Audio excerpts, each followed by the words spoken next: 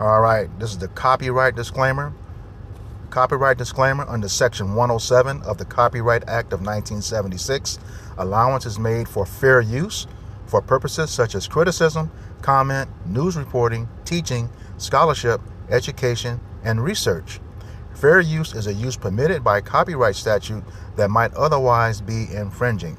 And this video is not for any monetary gain. It is explicitly for the reasons stipulated in the Copyright Act of 1976 under Section 107.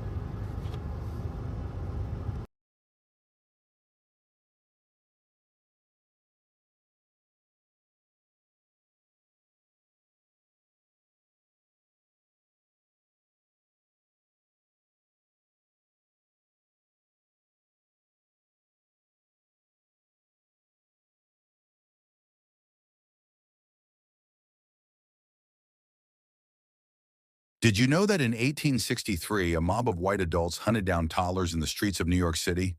The Colored Orphan Asylum on Fifth Avenue housed over 200 black children, ages 2 to 12. They thought they were safe behind those walls. On July 13th, during the draft riots, an angry crowd marched toward the building. They carried clubs and torches, chanting slurs, heading straight for defenseless children. The mob surrounded the asylum and set it ablaze while kids were still trapped inside. When firefighters arrived, they refused to help. They watched black children burn. Some orphans escaped through back windows, but the crowd was waiting. Adults with weapons chased toddlers through the streets, beating them with sticks and stones. The youngest victims couldn't even run fast enough to get away. Multiple children died in the flames. Others were killed in the streets by grown men. This attack became the blueprint for racial terror targeting black youth across America. The children never had a chance.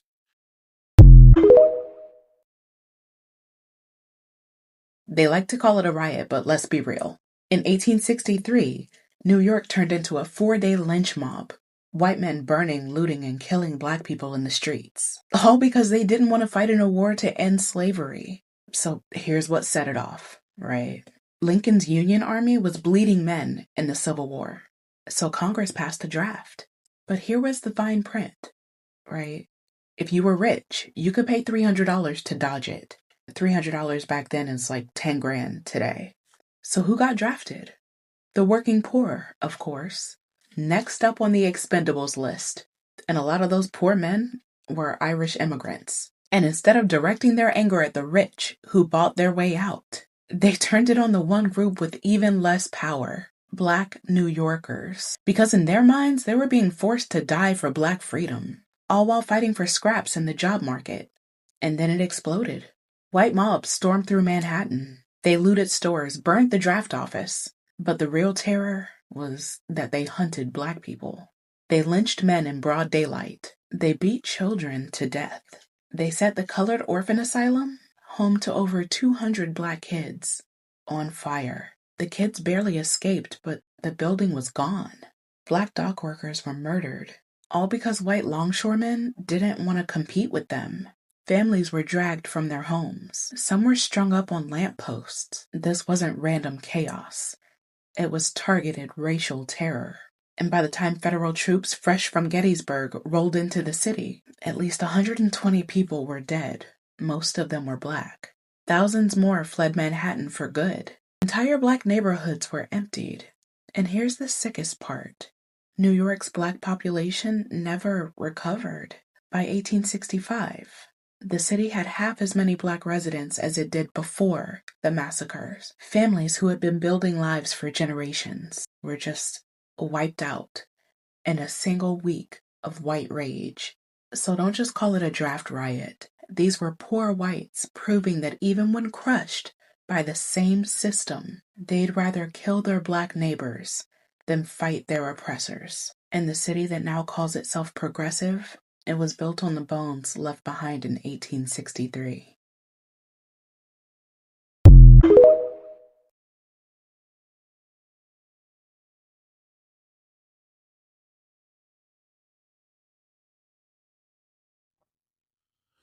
This is the book of Obadiah, chapter 1, verse 10, and it reads, For thy violence against thy brother Jacob, shame shall cover thee, and thou shalt be cut off forever. Giving all praises, glory, and honor to Yahweh, Bahashem, Yahweh Shai, Bahashem, Rahakakodash. Double honor to the apostles and elders of Great Millstone who rule well in teaching me this 100% truth. Salutations to them and my fellow Akim who labor in this truth week in and week out on the highways and byways. Also, salutations to the hopeful elect of the scattered 12 tribes of Israel, scattered to the four corners of the earth, that be like unto the speckled bird, also known as your Israelite foreigners, and your so-called Negroes, Latinos, and Native Americans. To you, I say Shalom. This is your brother Ayashar Barazal, the prophet of doom from the Indianapolis branch of the Great Millstone, coming back at you with another lesson that is edifying to the elect body of the nation of Israel. All right, this is another installment of our camp series called For Thy Violence Against Thy Brother Jacob. Today I'm going to be dealing with the 1863 New York draft riots, which are pretty much centered around uh, the people of New York, and particularly so-called Edomites. Well, not so-called Edomites, but Edomites, who are the so-called white man, going ballistic because they had to fight in the war for the slaves, which the slaves themselves could not participate in. All right. And they pretty much took it out on Jake. And there was a couple of clips at the beginning. The one with the Israelite sister, she was saying that these Irish folks, rather than fight against their oppressors, they chose to fight against the defenseless Israelites, the so-called black people who were in slavery. All right. Well, what you have to understand is that those Irish folks, you know, even though they're at the bottom rung of the Edomites, they are still Edomites, okay? And getting rid of us at that time ensured that we would never get up over them after slavery occurred. But also, you need to know, just like the tiny hats over in the state of Israel have stolen our identity. They're not innocent of that same action when it comes to identity theft. This is an article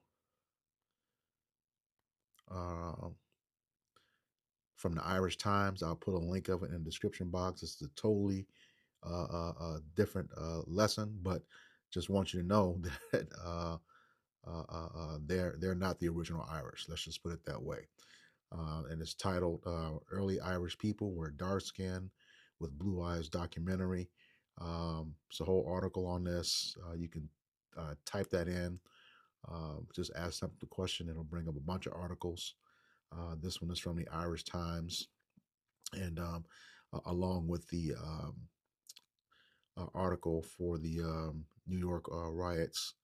I'll put this one in the description box as well too. All right. So just so you know, they are the same people, elite or non-elite, Edomites at the end of the day, and they have that perpetual hatred for Jake. All right. So this is the article, and that opening scripture, Obadiah 1 and 10. For thy violence against thy brother Jacob, um, shame shall cover thee, and thou shalt be cut off forever. So pretty much this whole book, Obadiah, is an indictment against Esau Edom for everything that he has done to us um, to this very day, even as I speak. All right. And like I said, his shame is starting to cover him because all of his history, has come out. The world knows exactly who the Edomites are. You called yourselves white, with that word white means without moral impurity. And we know damn well your history, that's not the case with your history. There's nothing morally pure about you, okay, about your nation. All right. You're the devil that has destroyed many peoples, many lands, and the whole earth. You're trying to anyway. All right. It says, "A shame shall cover you." Again, that's because of your history, and thou shalt be cut off forever. So there's going to come a point in time, which the clock is already ticking on this prophecy, that you will be going into slavery. All right. And after that slavery is over, uh, you're going to be rounded up and destroyed. That's in verse 18 of the same book. All right. So without further ado, Book of Obadiah. Without further ado, let's go ahead and get into the article. It's from history.com. And like I said, I'll put a copy, a link to this article in the description box of the video. All right. Here's your table of contents. New York City divided pre Civil War. New federal draft law sparks unrest. Riots begin. Riots cause violence and bloodshed. How the draft riots ended. The aftermath and legacy. All right. It says the New York draft riots occurred in July 1863 when the anger of working class New Yorkers over a new federal draft law during the Civil War sparked 5 days of some of the bloodiest and most destructive rioting in U.S. history. And, this Jake was a target. Jake didn't make that call. You were still slaves in 1863. All right. It says hundreds of people were killed, many more seriously injured, and black New Yorkers were often the target of the rioters' violence. Okay. Says New York City divided pre Civil War. As a business capital of the nation, New York City had not welcomed the onset of Civil War as it meant losing the South as an important trading partners. It's all about money. Okay. If they can't make money off of Jake, they're going to destroy you. And that's, man, what's that? This is Sirach 13.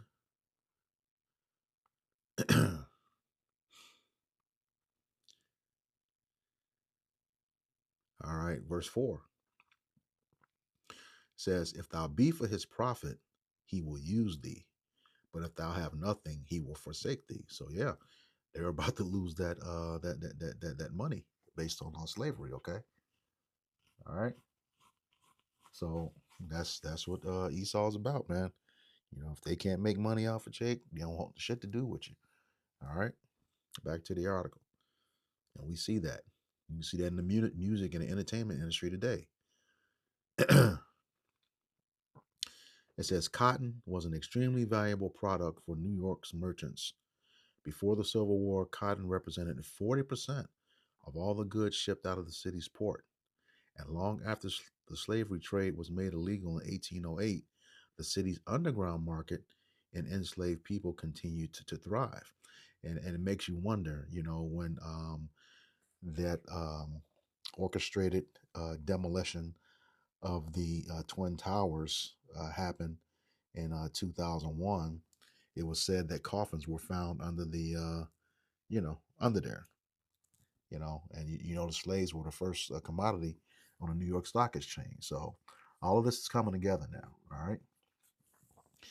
It says when the Civil War broke out in 1861, there was even talk of New York succeeding from the Union itself. So entwined were the city's business interests with the Confederate States. See, yeah, fuck that North and South shit, man. It's the whole nation of Edom. All right, yin and yang. Same thing as Republican and Democrat. You know, two wings of the same damn buzzard. Point blank. Period. All right.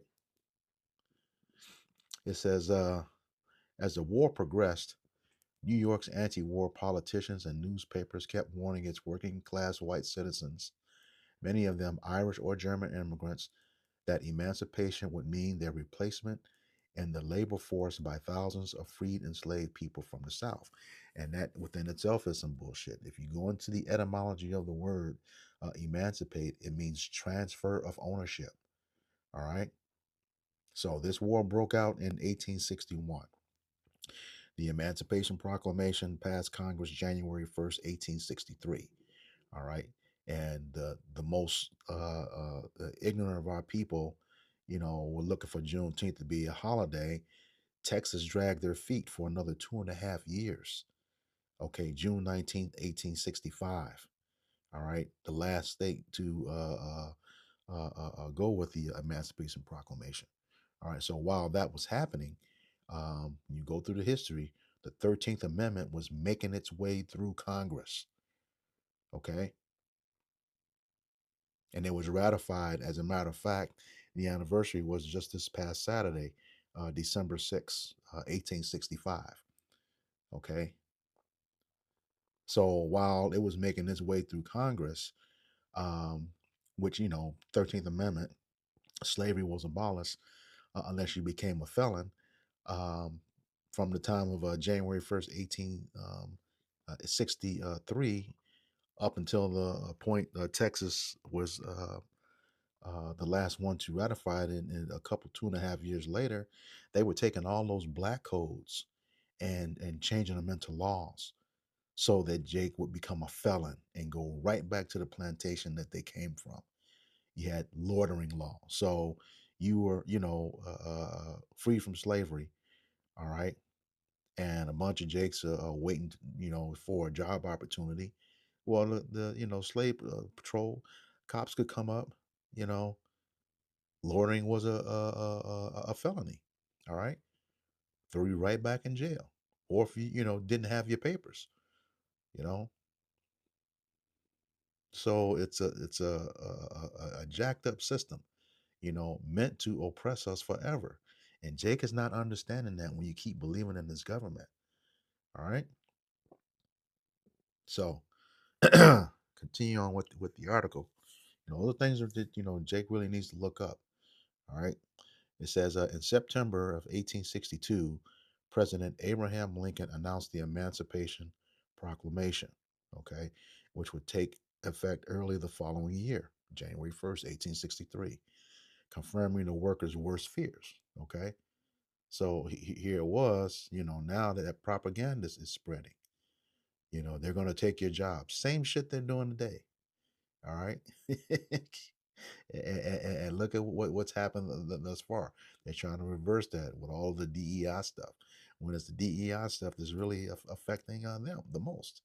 All right. I just saw an article the other day. Enrollment is down among white males because of the rescindence of DEI. Yeah. So these curses are hitting them as well too, like it says in Deuteronomy 30:7. It says, at the time, Lincoln's decision for emancipation sparked protests among workers in the city, as well as soldiers and officers in New York regiments who had signed up to preserve the Union, not to abolish slavery. All right. It goes on. Lincoln's Emancipation Proclamation. Abraham Lincoln issues the Emancipation Proclamation in this scene from the March to War. And you can click on that video at your leisure. I won't do it for copyright purposes. Okay. Like I said, it's nested within the article itself. It says, new federal draft law sparks unrest. Facing a dire shortage of manpower in early 1863, Lincoln's government passed a strict new conscription law, which made all male citizens between 20 and 35 and all unmarried men between 35 and 45 subject to military duty. What they're trying to do again right now. He says, though all eligible men were entered into a lottery, they could buy their way out of harm's way by hiring a substitute or paying $300 to the government, roughly $5,800 today. And this article was written in, just want to keep it in context, first published in 2009. So that amount, that $300 will be considerably more today. All right. It says at the time, that sum was the yearly salary for the average American worker, making avoiding the draft impossible for all but the wealthiest of men, which is the way it is today. Your current POTUS got out of the war, and now he's trying to send people to it. It says, compounding the issue, black men were exempt from the draft as they were not considered citizens. And we know that the 14th Amendment wasn't ratified until 1868. All right. 3 years after the slaves were freed. So you were just in limbo. from 1865 to 1868, which is how a lot of those black codes came into effect and threw right back on the uh, plantations under convict leasing, or I forget the name of the other thing that they were doing. Sharecropping. Yeah, that's what it was called. Okay. Back in the article, it says riots over the draft occurred in other cities, including Detroit and Boston, but nowhere as badly as in New York. Anti war newspapers published attacks on a new draft law, fueling the mounting anger of white workers leading up to the city's first draft lottery on July 11th, 1863. The riots began. For the first 24 hours after the lottery, the city remained suspiciously quiet, but rioting began early on the morning of Monday, July 13th. Thousands of white workers, mainly Irish and Irish Americans, started by attacking military and government buildings and became violent only toward people who had tried to stop them, including the insufficient number of policemen and the soldiers the city's leaders initially mustered to oppose them. By that afternoon, however, they had moved on to target black citizens, homes, and businesses. See, because there was no repercussion for it. Okay, that easy target. All right. It says in one notorious example, a mob of several thousand people, some armed with clubs and bats, stormed the colored orphan asylum on Fifth Avenue near 42nd Street, a four-story building housing more than 200 children, all children, defenseless. This is Esau all the way. What was he doing when we came out of Egypt? Okay. In particular, Amalek, coming from behind, attacking the feeble, the women, and the defenseless. All right. Fucking cowards, as they always have been throughout history. All right. It says, for they took bedding, food, clothing, and other goods and set fire to the orphanage, but stopped short of assaulting the children who were forced to go to one of the city's almshouses. And, that right there is suspect too, you know, because Esau has always had this sense that, if you spared a child, they would grow up and return the favor. So, yeah, I mean, I know what it says, but to me, that's suspect as well too. They believe they did take out some of those kids. It says riots caused violence and bloodshed. In addition to black people themselves, Israelites, rioters turned their rage against white abolitionists and women who were married to black men. Never went after, the people who were the cause of it. None of those folks call for that war.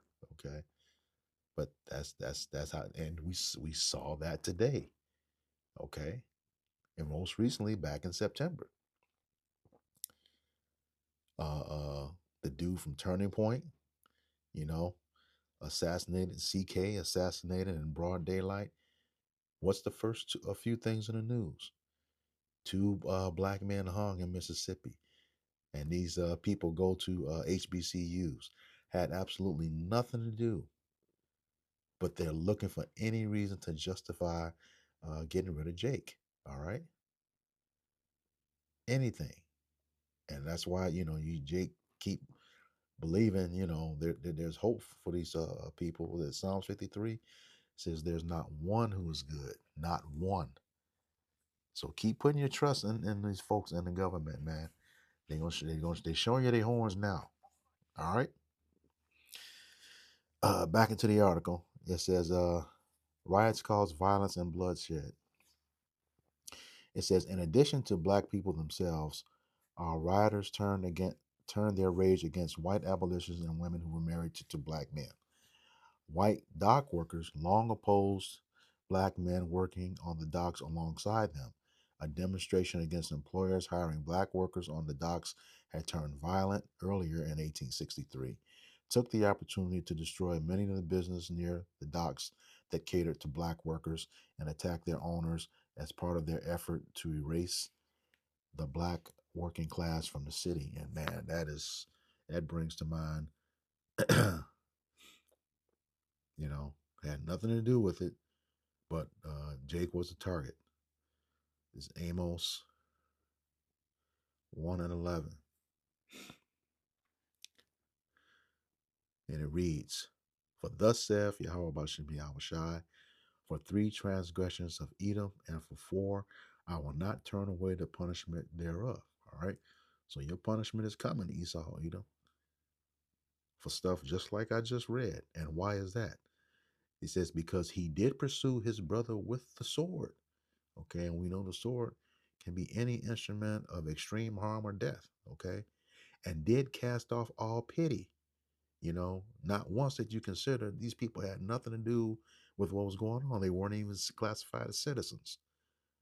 But no, you took that opportunity to destroy everything, them and everything around them. All right. It says, and his anger did tear perpetually, which is continually nonstop, and he kept his wrath forever. Again, to this very day.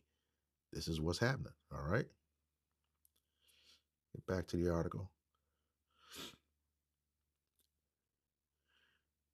It says, by far, the worst violence was reserved for black men. Ironically, cut off the seed line.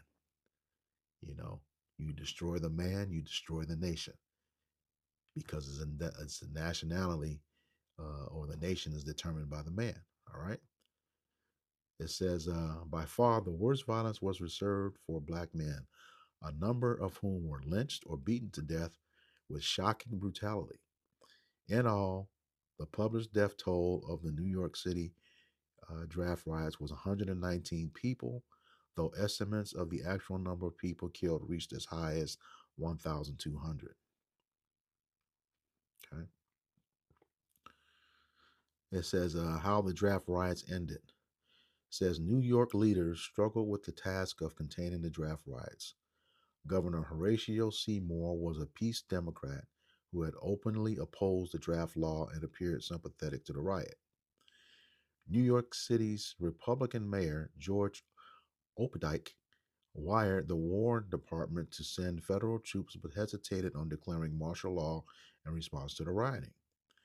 On July 15th, the third day of the protests, rioting spread to Brooklyn and Staten Island. The following day, the first of more than 4,000 federal troops arrived from New York regiments who had been fighting in the Battle of Gettysburg. After clashing with rioters in what is now the Murray Hill neighborhood, the troops were finally able to restore order, and by midnight of July 16th, the New York City draft riots had come to an end. All right, it's the aftermath and the legacy. It says, in addition to the death toll, the riots had caused millions of dollars in property damage and made some 3,000 of the city's black residents homeless.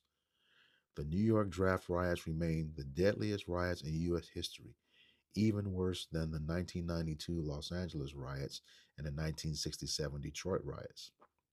It says when the Colored Orphan Asylum attempted to rebuild on the same site after the riots, neighboring property owners protested, and the orphanage would eventually be relocated to the sparsely settled area north of the city that would later become Harlem.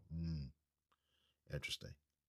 It says, stunned by the riots, the abolitionist movement in New York City revived itself slowly, and in March 1864, less than a year after the draft riots, New York City saw its first all black volunteer regiment in the Union Army march with pomp and circumstance through the streets before boarding their ship in the Hudson River.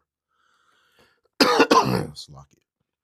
Says, but despite this meaningful victory, the draft riots would have devastating impact on the city's black community. While the 1860 census recorded 12,414 black New Yorkers, by 1865, the city's black population had declined to 9,945 by 1865, the lowest number since 1820. All right, and here are the sources. That's the end of the article. And like I said, I'll put a link of it in the description box of the video. And likewise, um, a link to that article about the Irish, original Irish people uh, being so-called black people or Jakes. All right. So let's get a couple of closing scriptures, for this violence against us. This is Ezekiel chapter 25, again in verse 12. It says, "Thus saith Yahweh our power, because that Edom have dealt against the house of Judah by taking vengeance, and have greatly offended and revenged himself upon them. Therefore, thus saith Yahweh our power, I will also stretch out mine hand upon Edom, and will cut off man and beast from it, and I will make it desolate from Teman, and they of Dedan shall fall by the sword." Verse 14, "And I will lay my vengeance upon Edom by the hand of my people Israel, and they shall do in Edom according to mine anger and according to my fury, and they shall know my vengeance, saith Yahweh our power." All right. So that's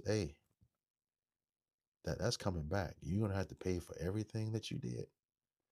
All right. But there's an appointed time. But if you notice here, he said, "By the hand of my people Israel." See that when he says Israel, that's the time where we have come back uh, as a nation. You know, no more two kingdoms, no more two nations. All right, according to Ezekiel 37. You know, we're gonna come back together. And let you have it in the worst way. Manifest Destiny definitely has a part two, and it's going to be epic. All right. This is the book of Joel, chapter 3, verse 19. And it reads, Egypt, meaning a house of bondage, or the word Mizraim, meaning straits, our straits, okay? It says, Egypt shall be a desolation, and Edom shall be a desolate wilderness for the violence against the children of Judah, because they have shed innocent blood in their land. All right. And like I said, that was one of many of the worst cases. Those are New York riots of 1863. Okay. So verse 20. But Judah, the southern kingdom, shall dwell forever, and Jerusalem from generation to generation. All right. Dwelling from ever and dwelling from generation to generation. That means we already have the law, statutes, and commandments within us, and we have those bodies of immortality. Okay? That's what that means. Verse 21, it says, For I will cleanse their blood that I have not cleansed, for Yahweh Bashem Yahushai dwelleth in Zion. All right, now how is he going to cleanse the blood? This is the book of Numbers, chapter 35 and verse 33. All right, and it reads, So ye shall not pollute the land wherein ye are, for blood it defileth the land, and the land cannot be cleansed of the blood that is shed therein, but by the blood of him that shed it. Yeah, a lot of your blood is going to be shed, Esau, Edom, for what you did.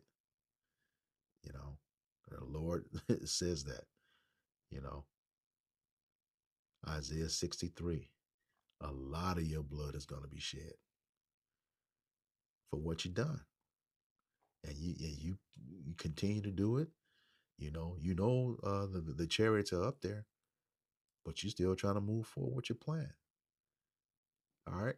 Blatantly, what does the scripture say in Psalms 10?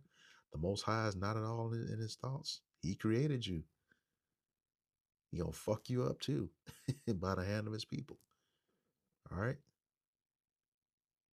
Like I said, it's gonna be epic. All right. This is Revelation chapter 13, Again in verse 9. It says, if any man have an ear, let him hear. Any man with understanding, let him understand. Verse 10. It says, he that leadeth into captivity shall go into captivity. He that killeth with the sword must be killed with the sword. Here is the patience and the faith of the saints. Okay. Who's had us in captivity for the longest? Esau, Edom. Ever since, we come out of the dark ages into the Renaissance period. And not only that, you know, throughout the scriptures, you had a hand in helping other nations bring us down too. That's what Obadiah chapter the next verse, 11. Obadiah 1 and 11 and 12. Yeah, yeah. You destroyed our temple, the first one, and the second one with the Romans. You got a lot of fucking shit to pay for, and we can't wait to get our hands on you. I say we humbly, because hopefully I'm of that number of the hopeful elect. But there are many, who have labored much longer, much harder, and more worthy. But man, I'd love to be a part of that. All right. And it says, he that killeth with the sword must be killed with the sword. All right. So yeah, it's inevitable for you to get back what you did. Recompense. All right. Now we're gonna do it in righteousness. Won't be doing the foul stuff that you did, cutting babies out of the womb, buck breaking, all that stuff. But you're gonna have one hell of a punishment. And just to think, you're gonna have to deal with people who are returning to the godlike state they were in at the beginning. Can't die. You already weak now. All the stories we have done. If you did not outman or outgun Jake, you couldn't take him, even in his weakest form. You have to ask yourself, what are you going to do against men with God-like power? That's why you have to come down with great wrath now. But then you're in the trick bag, because those elect who are martyrs will be the first ones to rise, according to 1 Thessalonians 4. Those who died in Hamashiach first, who died in Hamashiach, they're going to rise first. And then those who are left behind, those who will be changed in the twinkling of an eye, yeah. What are you going to, that's something for you to really think about. The Lord is true. You know it. You seeing the signs in the sky. So you're going to have to go all out. But it's not going to mean nothing. All right? When it's all said and done. Yep. Yep. Y'all about to get rocked. For real. It says, here is the patience and the faith of the saints. Who are the saints? The Israelites. You can get that in Psalms 50 and 5, as well as Psalms 148 and 14. The saints are the Israelites. Okay? This is what it's all about. This is what it's coming to. All right? Our victory. After all the stuff you've done like this. All right? This is Sirach,